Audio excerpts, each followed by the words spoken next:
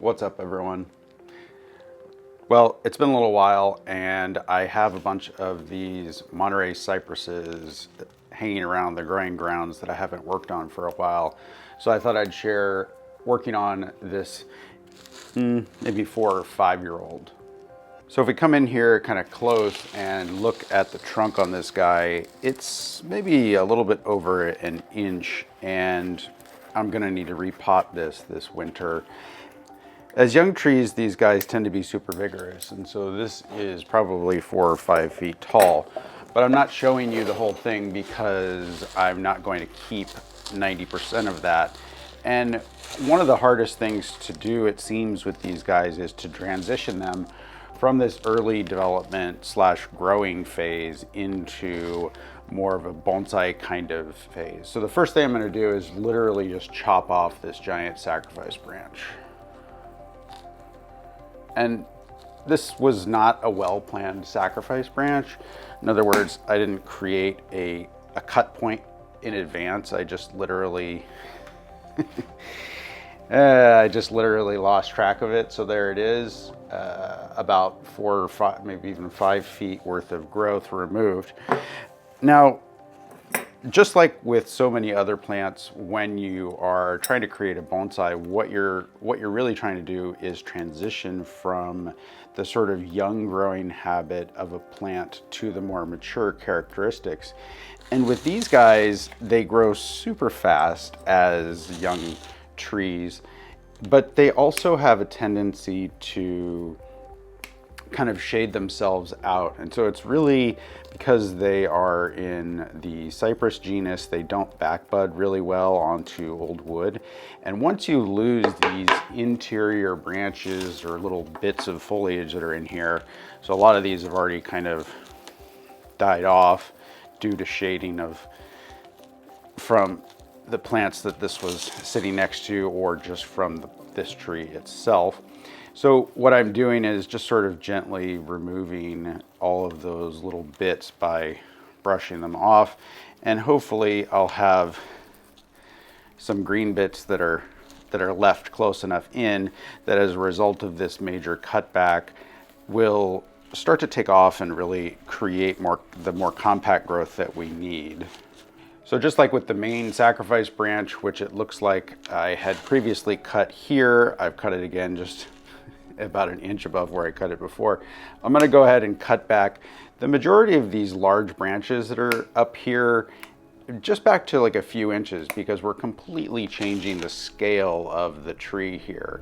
And it's just past the fall equinox, but these guys in their native climate here in Northern California actually tend to grow almost year-round. It's definitely going to be slower in the winter than it is in the summer, but they do continue to grow. So I don't have too much concern about cutting this guy back pretty heavily this time of year. The other thing it does is something just completely practical, which is makes it so that it doesn't fall over quite as much. I'm gonna have to, if I don't cut these back, start attaching them to some sort of stake or something like that in order to keep them from falling over in winter storms. So you can see I'm pretty aggressively cutting this growth back, leaving in all cases some green growth on the tips, but trying to force the tree to really do some significant backbudding here because I think I let it go a little bit too long. Now, with all of this sort of cut back like this, it's a lot easier to see the potential design and create basically a medium-sized tree out of this, but I don't have a lot of healthy growth to work with. So I could go ahead and wire all of these branches, but it's probably going to just cause more damage in doing so. So what I'm going to do is now take a look at the structure of the plant and just do a little bit of editing and make sure I understand sort of where I'm headed with it. So setting aside that first one for a minute, I've grabbed another one here that's the same batch and about the same size. And it also has a really tall sacrifice branch on it. So I'm going to go ahead and eliminate the majority of that first. And then I'm going to start cutting back all of these branches.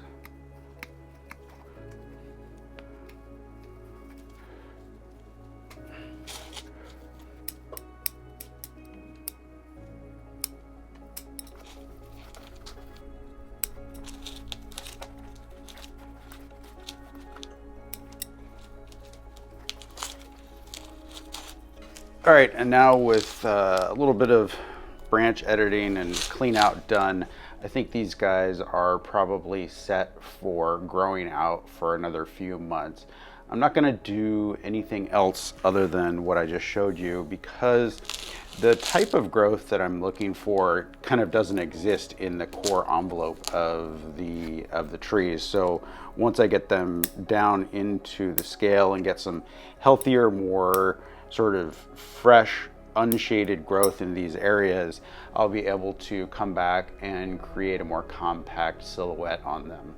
Unlike junipers, you can cut these back pretty hard like I just did, and you're going to get pretty vigorous reactions to that pruning. And so it's just a matter of waiting a little while in order to continue the transition from something that's just growing out to something that we're actually treating as a bonsai. Now, it's September right now, and so I will probably plan on repotting these as well in January when they're relatively dormant, and then watching the spring growth and starting to work on them in the spring of next year. If you're interested in California native cypress, leave a comment below. Thanks so much for watching. We'll see you guys next time.